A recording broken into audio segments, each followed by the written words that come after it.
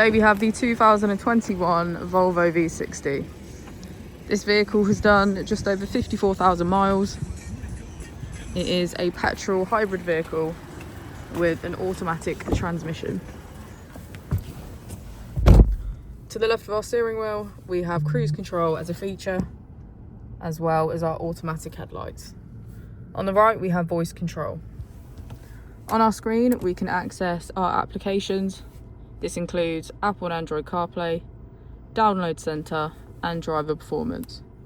On the second page is our key features, navigation, radio, smartphone integration, and CarPlay. On the final page, we have our car functions. This includes things like road sign information, connected safety, and lane keeping aid. If we put the vehicle into reverse, we can see that it comes with a parking camera with parking sensors. If we press here, we can access our climate control with heated seats on either side. As we go into the back of the vehicle, we can see that it has a full cloth black and grey interior.